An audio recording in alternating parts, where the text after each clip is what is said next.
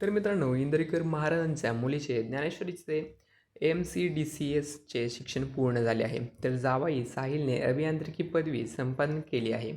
त्यांच्या लग्नानिमित्त ही खास माहिती पहिल्यांदाच समोर आली आहे. शिक्षण पूर्ण करून दोघांनीही मोठ्यांच्या संमतीने लग्न केले. इंदोरीकर महाराजांनी आम्ही तुमची संपत्ती नाही, माणसं माणसं पाहिली असे म्हणत शिक्षणाचे महत्त्व अधोरेखित केले आहे. तर मित्रांनो, प्रसिद्ध कीर्तनकार निवृत्ती काशीनाथ इंदोरीकर उर्फ इंदोरीकर महाराज यांच्या मुलीचं ज्ञानेश्वरीचं लग्न संध्याकाळी 6:30 वाजता 6:30 वाजता 6:30 मोठ्या थाटात पार पाडण्यात आले आहे. अहिल्यानगरात होणाऱ्या या लग्नाला आत्तापासून वऱ्हाड्यांची मोठी गर्दी झाली आहे. वऱ्हाडींच्या राहण्याची आणि खाण्यापिण्याची चोख व्यवस्था करण्यात आली होती. संध्याकाळी लग्नात चमचमीत जेवणाचा बेत देखील ठेवण्यात आला होता.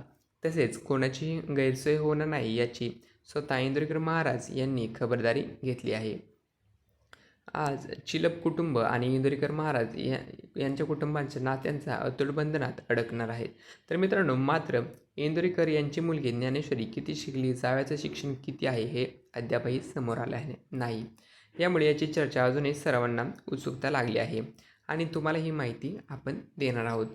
तर मित्रांनो, ज्ञानेश्वरी आणि साहिल यांच्या लग्नाची लग्नपत्रिका व्हायरल होत आहे. या लग्नपत्रिकेत दोघांच्याही शिक्षणाची माहिती देण्यात आली नाही. त्यामुळे इंदोरीकरांची मुलगी किती शिकली आणि जावयाचं शिक्षण किती झालं हाच प्रश्न पडला आहे. जावई उद्योगपती घरातून आहे हे माहीत आहे, पण उद्योगपतींच्या मुलाचं शिक्षण किती हा प्रश्न अद्यापही लोकांना पडला आहे. इवन वऱ्हाडी मंडळींचीही उत्सुकता ताणली गेली आहे. तर मित्रांनो, शिक्षण किती झाले? तर मित्रांनो, साहिल आणि याची इंजिनिअरिंग शिक्षण गेल्या वर्षीच पूर्ण केले आहे. तर ज्ञानेश्वरीनेही MCDCSचे शिक्षण पूर्ण केले आहे. गेल्या वर्षी दोघेही शिक्षण घेत असताना कुटुंबाने लग्नाचा निर्णय घेतला. साहिल आणि ज्ञानेश्वरी दोघेही आईवडिलांच्या शब्दांच्या बाहेर नसल्याने त्यांनी या लग्नाला संमती दर्शवली.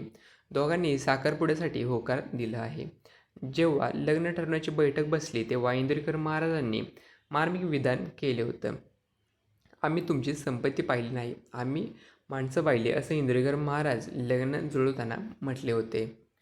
तर मित्रांनो, यामध्ये अहिल्यानगरमधील इंदोरी गावात काल ज्ञानेश्वरीची हळद जल्लोषात पार पडली.